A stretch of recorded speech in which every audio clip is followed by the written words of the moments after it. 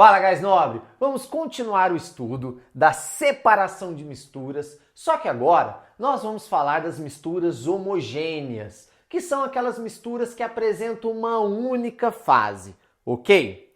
Vamos começar aqui falando da evaporação, que é um método utilizado para separar sólido de líquidos, baseando-se na diferença do ponto de ebulição das substâncias, ok? Então nós temos substâncias que têm ponto de ebulição diferente e nós vamos aquecer essa mistura.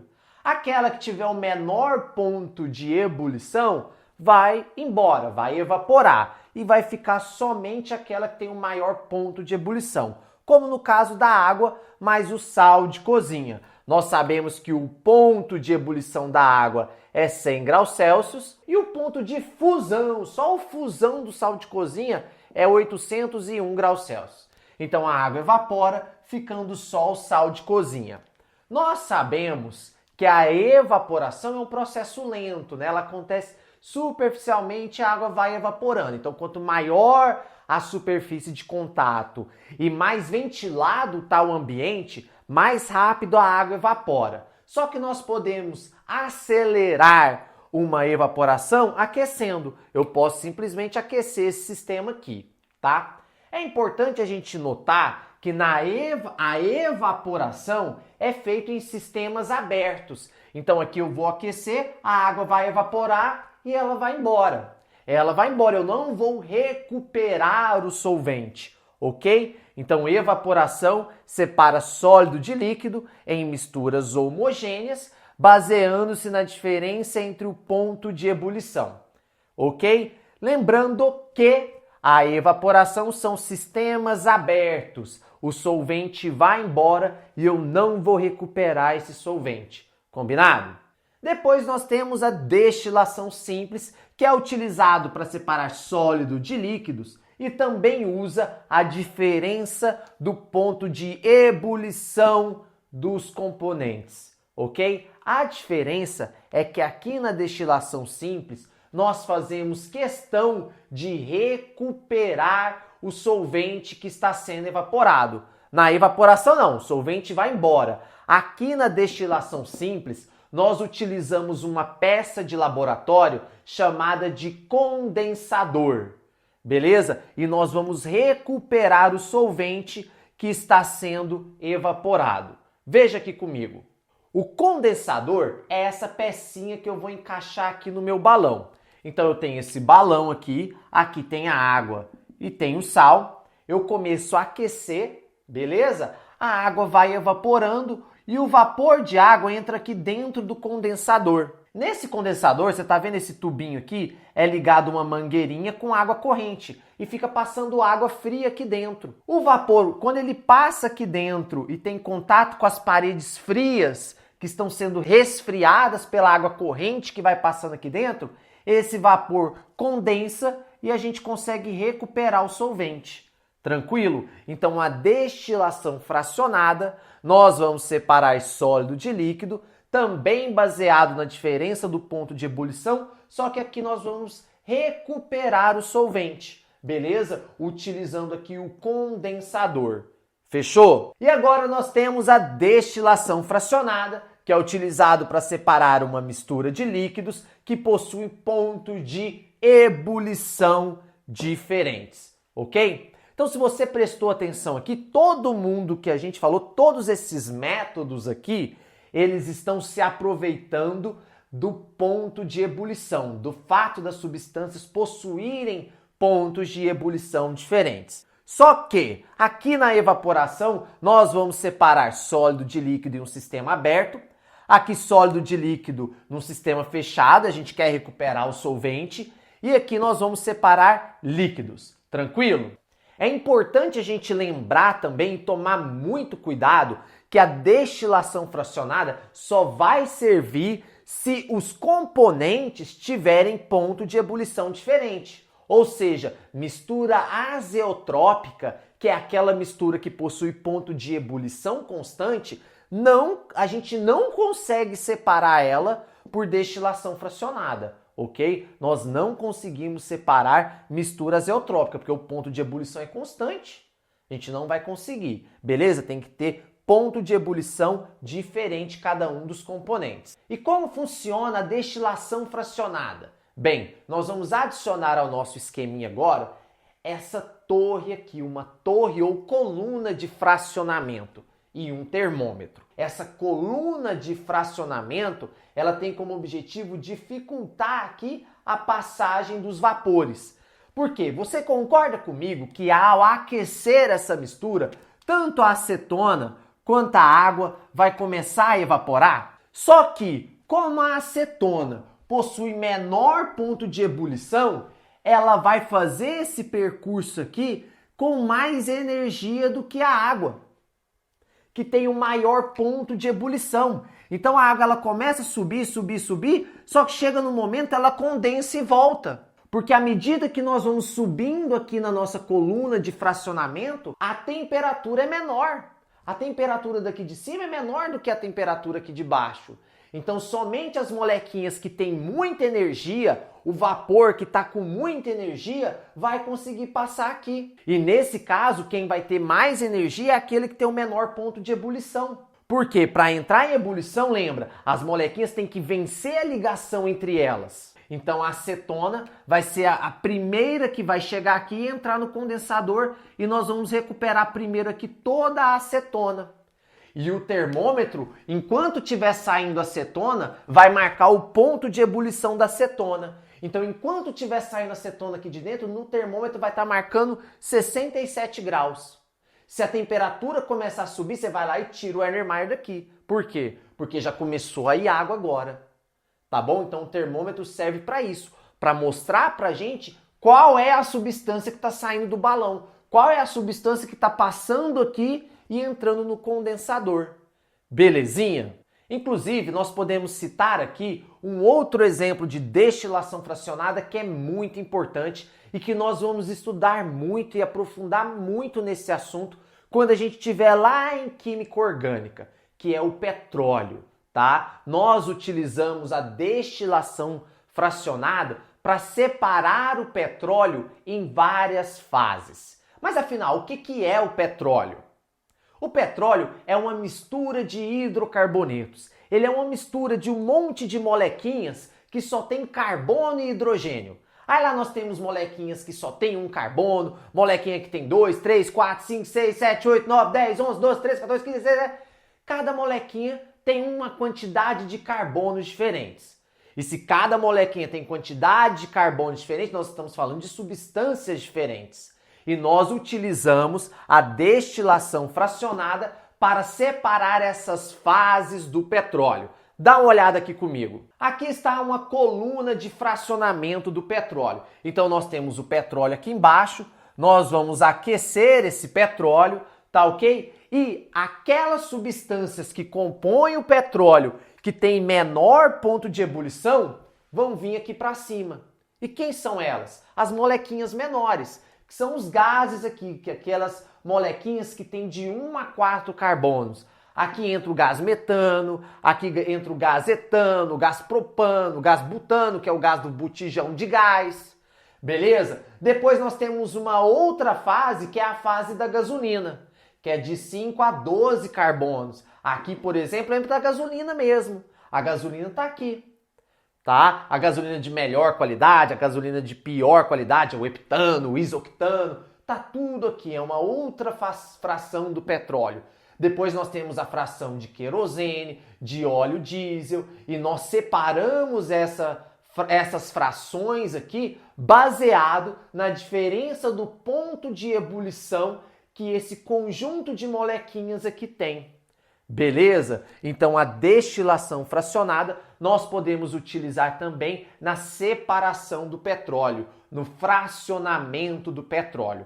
Mas não se preocupe que nós vamos aprofundar muito nesse assunto lá em Química Orgânica, como eu disse. Beleza? Aqui, guys nobre, vamos agora para o nosso próximo método, que é a dissolução fracionada, que é utilizado para separar uma mistura de líquidos que possuem solubilidades diferentes, ok? Então aqui eu tenho álcool e gasolina, tá? Uma mistura dos dois, o álcool ele consegue se solubilizar, consegue se dissolver na gasolina. Nós temos aqui uma mistura homogênea.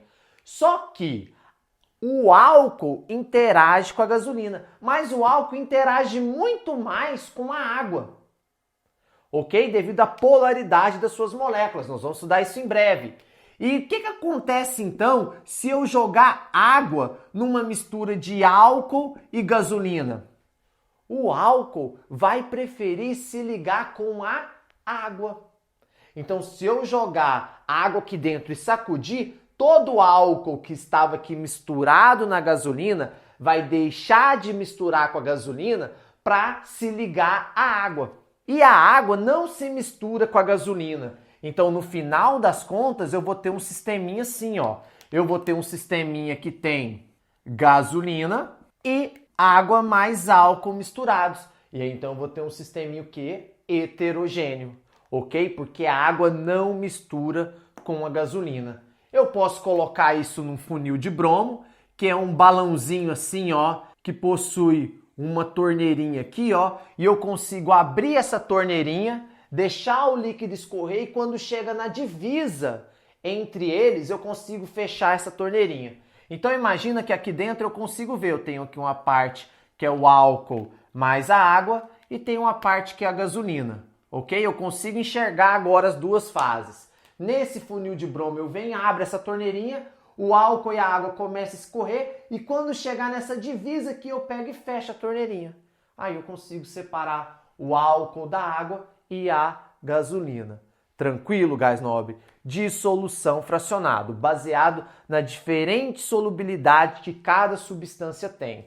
Agora nós temos a liquefação fracionada, que é utilizado aí para separar uma mistura de gases variando a pressão e a temperatura. Imagine que eu tenho ar atmosférico e eu quero extrair do ar atmosférico gás oxigênio e gás nitrogênio. O que eu faço? Eu posso diminuir a temperatura e aumentar bastante a pressão. Quando eu faço isso, o que eu estou fazendo? Aproximando as moléculas, eu estou liquefazendo o ar. Então, uma vez que eu faço isso, eu tenho uma mistura, liquefeita aqui de oxigênio e nitrogênio. Eu tenho os dois misturados aqui agora no estado líquido. Eu posso fazer uma destilação fracionada deles, porque cada um tem um ponto de ebulição diferente do outro, e aí eu saio com um cilindro de oxigênio e um cilindro de nitrogênio. A liquefação fracionada não é fácil de fazer. Precisa de equipamento extremamente sofisticado e vai acontecer aí na indústria para produzir isso aqui. Beleza? Agora nós temos a adsorção, que é utilizado para separar uma mistura de gases e uma mistura de líquido. E ela é baseada na capacidade que algumas substâncias têm de reter outras substâncias em sua superfície.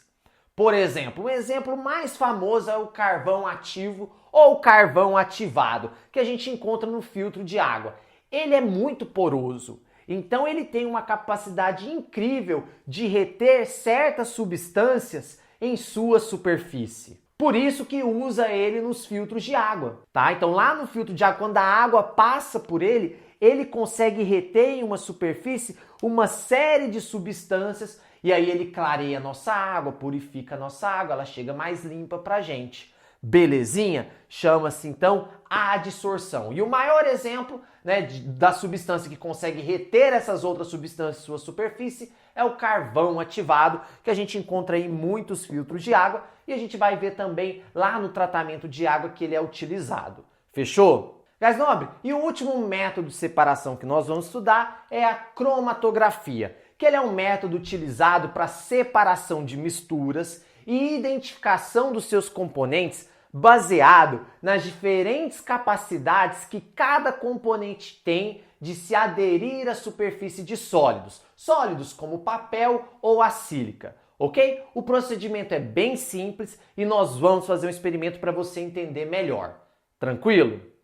Antes da gente fazer o nosso experimento, vamos só dar nome aos bois? No nosso experimento, nós vamos ter uma fase móvel, que é o solvente, tá? E uma fase estacionária, que vai ser o nosso papel ou sílica. Gás nobre, vamos fazer um experimento para a gente entender melhor o que é essa tal de cromatografia?